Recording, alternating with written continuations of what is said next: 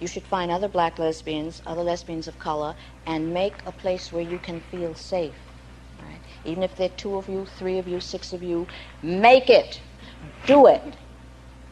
With a great deal of urgency, I'm telling you, that is absolutely necessary. To begin with, without it, you get really weird after a while. Right? Welcome to Archival. I am your host, Juanita Tolliver, and today I threw out my original script. And we can blame it on Bridgerton, at least a little bit. Originally, I was preparing a series of shows probing underground abortion networks then and now, and I still might produce those shows.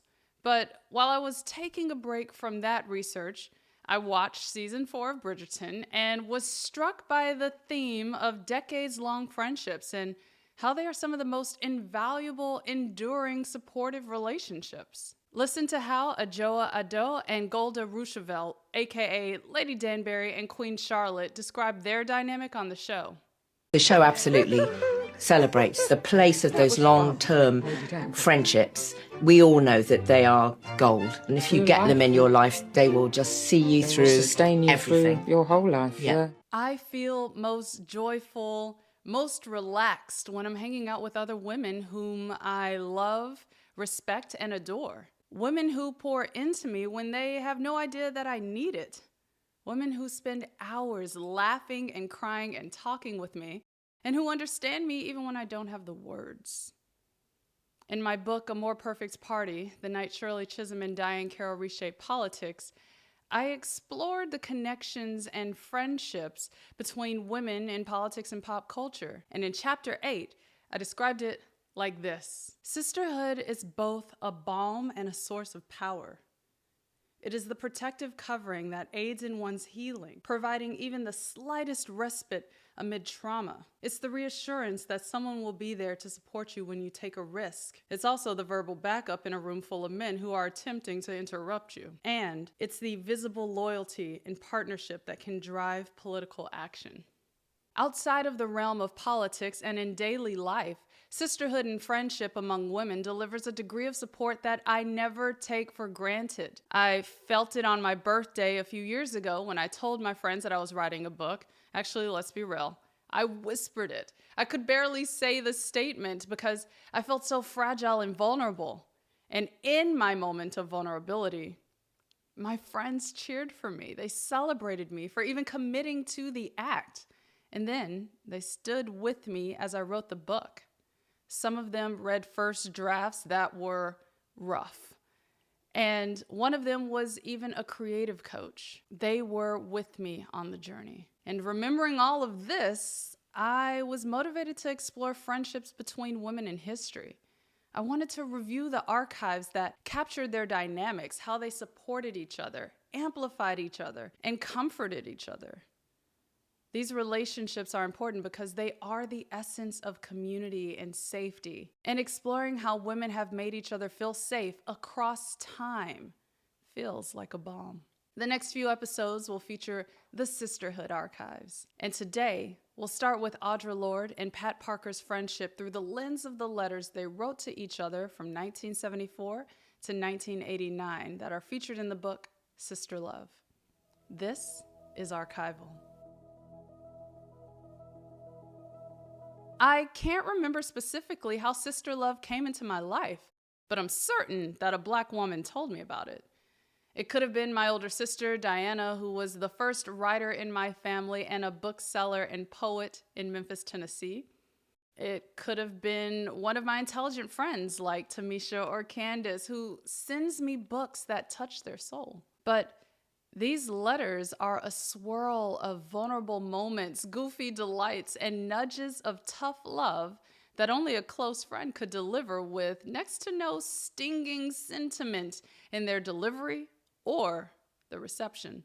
The letters are housed in the archives at Spelman College and the Schlesinger Library at Radcliffe's Institute for Advanced Studies. They were edited by Julie Enzer. The dynamic of Pat Parker and Audre Lorde's relationship is effectively summed up in the first letter featured in Sister Love. Pat has written a poem that struck Audre, and Audre has outlined a promotional strategy for Pat. It reads in part, "You managed to not give me a copy of your new long poem, which was pretty slick of you, but not very nice, since I asked you at least twice, and you have not yet written to Galen Williams, which is a mistake.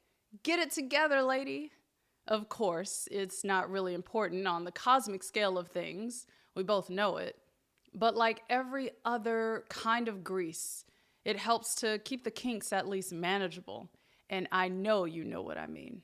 The letter is dated October 12th, 1974, and Audre is giving advice to Pat for securing poetry readings at local bookstores, and she included a list of favorable booksellers to reach out to with the letter. Audre even encouraged Pat to use her name in her outreach. By 1974, Audre had a sizable following that stemmed from her work as a professor, a writer-in-residence, and her impactful poetry collections, including The First Cities, Cables to Rage, and From a Land Where Other People Live.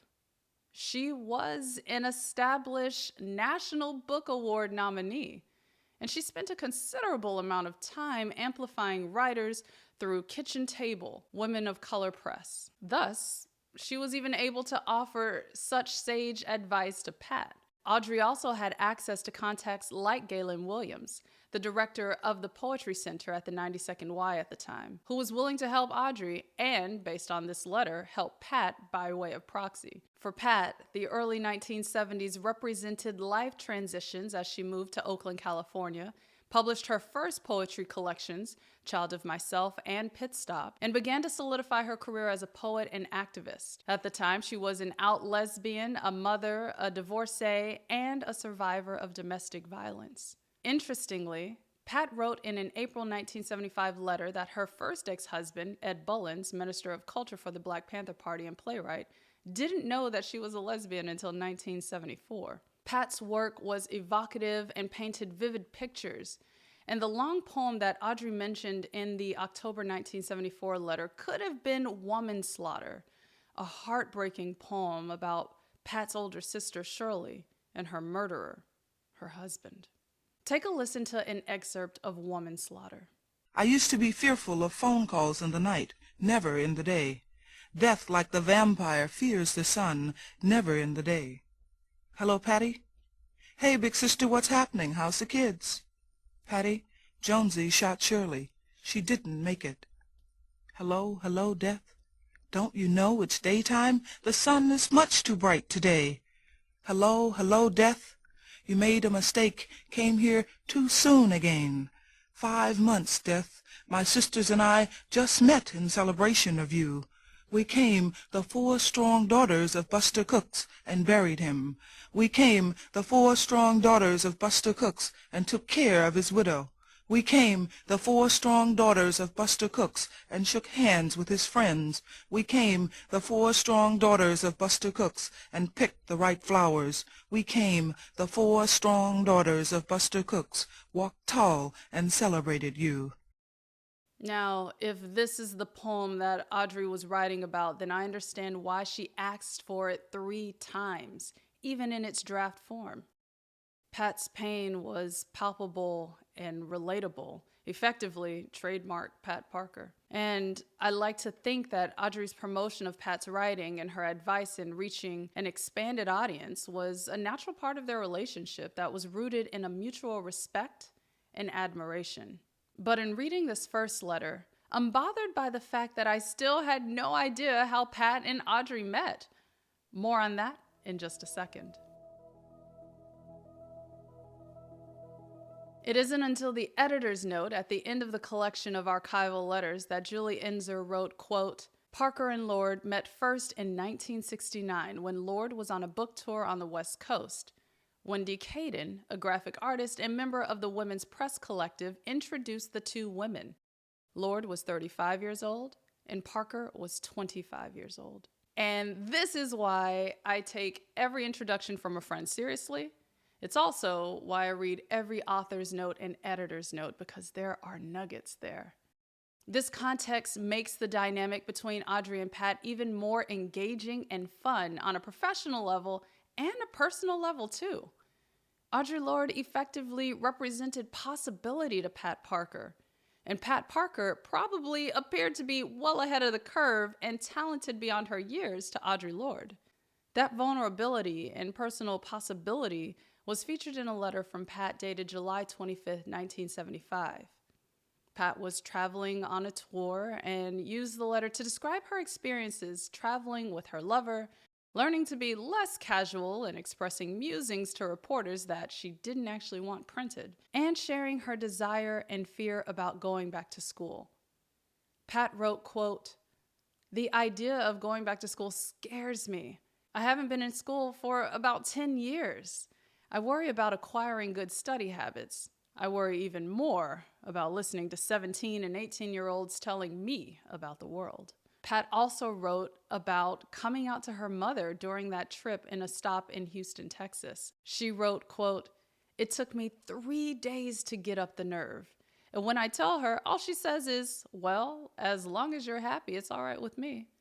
How anticlimactic. Here I've been building up this moment for 8 years, and that's it. Not even one tear or yell or look of shock. The letter was full of those play-by-play details and concluded with Pat asking about Audre's tomatoes and sharing that she picks the blueberries in her backyard and made her first pie. Honestly, it read like any hour-long meandering phone call between close friends. The ease, the drama, the quick subject changes that made sense. At least those changes made sense to them. Audre was a safe person for Pat to share her dreams and her fears.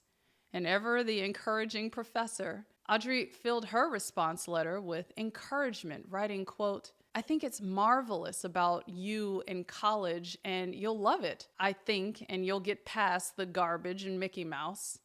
First, don't let anyone put you on. Learn what you want and don't be afraid." Observing their exchanges in these letters made me appreciate mentorship within a friendship on a more human level. They opened and closed their letters with love. It wasn't one-sided, but a shared transfer of support and appreciation. I mean, there were some imbalances along the way. One passage that Audre Lorde wrote to Pat in December 1985 made me sit straight up. Audre wrote, quote, "When I did not receive an answer to my letter last spring, I took a long and painful look at the 15 years we have known each other and decided I had to accept the fact that we would never have the openness of friendship I always thought could be possible between the two strong Black women we are, with all our differences and samenesses. There are conversations we need to have, Pat, each for her own clarity, and neither one of us has forever."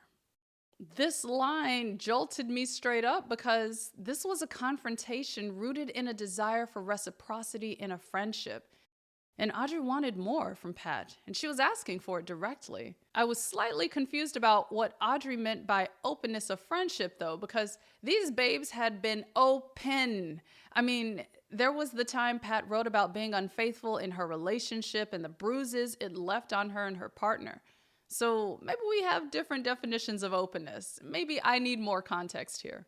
Considering that Audre and Pat were scheduled for a reading together in San Francisco, California in February 1986, less than 2 months after Audre's call out in her letter, there was no delaying or avoiding this important conversation.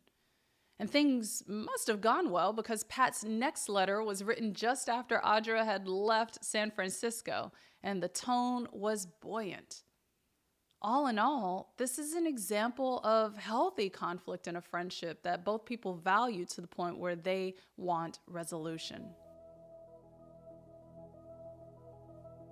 Audre Lorde and Pat Parker experienced growth, art, love, and loss throughout their friendship. Unfortunately, they also shared experiences with breast cancer too. First, Audre was diagnosed in 1978, and she worked through her cancer journey by writing the cancer journals. Then Pat was diagnosed in 1987. The fact that they were both diagnosed with breast cancer in their early 40s at the time of their separate diagnoses is not lost on me.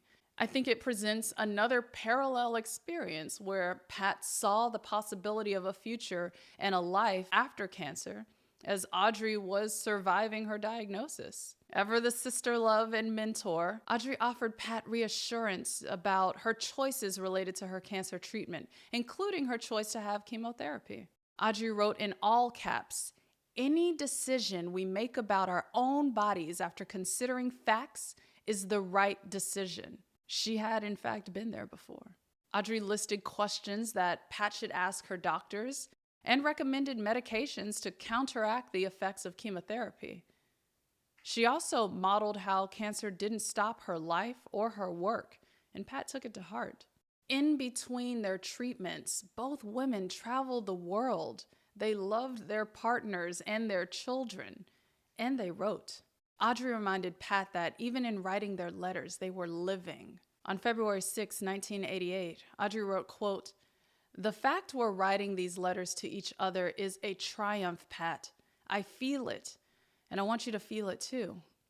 You've been doing what you came to do, sweetheart, and I think you changed the world." Pat Parker died from breast cancer in 1989 at the age of 45. Audre Lorde died from breast cancer in 1992 at the age of 58.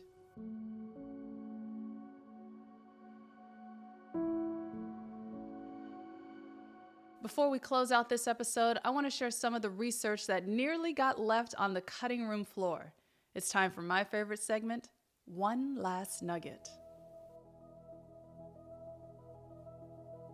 While researching the friendship between Pat Parker and Audre Lorde, I came across a few reflections from people who knew Pat Parker and shared them during interviews with Deborah Wilson at the Sister Comrade event on November 3rd, 2007 in Oakland, California. These clips paint a picture of how Pat Parker and Audre Lorde moved within the queer community and their ability to inspire and connect with others on multiple levels. This first clip is of an attendee named Kathy Cade sharing her first memory of Pat Parker. My first memory of Pat Parker is about 1972 when she was part of the poets who would read their poetry right before we had women's dances. We'd hear the poetry and then we'd have the dances and we'd all take our shirts off. And Pat really stood out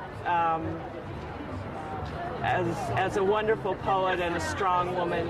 And women would be there who probably never liked poetry before in their life, but this poetry we all loved. Here's a clip featuring Ollie, a former lesbian bar owner who was a longtime friend of Pat Parker. Parker was a wonderful lesbian. She was a dyke. She loved discussing. No matter what the subject, she would find a discussion. And she would change positions and options just to keep going. She also introduced me to Audre Lorde, who told me that sex gets better every decade, and that's kept me alive for many times, with a lot of faith in the future. Y'all, the belly laugh I let out when I listened to these clips was wild. I love the honesty. I love the connection that they had and the comfort captured in these recollections. And it was the same energy captured in the letters between Pat and Audre. They were themselves, the essence of authenticity and awareness. And I'm so grateful to have seen these clips. And special thanks to Lisbeth Tellefson for preserving and posting them online. Thank you for listening to Archival. Reviewing these intimate, vulnerable musings between two friends evoked a deep sadness in me because I paused to wonder, what will we be leaving behind? In our digital-first communication norms today, there won't be any archives of handwritten and printed letters. I mean, maybe archivists will print screenshots of our text messages and our DMs, but I don't think I like that idea. I don't think I can accept that. As the granddaughter of Aurelia Lester, a woman who would send me a handwritten cursive note just because, I know I can't accept that. So I'm gonna pull out my stationery and start writing letters to my friends and family. I want my loved ones to have something tangible from me that carries my touch and my words. And I hope this episode inspires you to send a letter to your sister friends every now and then. If you enjoyed this episode, please subscribe and leave a comment and a rating wherever you get your podcasts. Archival is a production of J. Tolliver Media, LLC.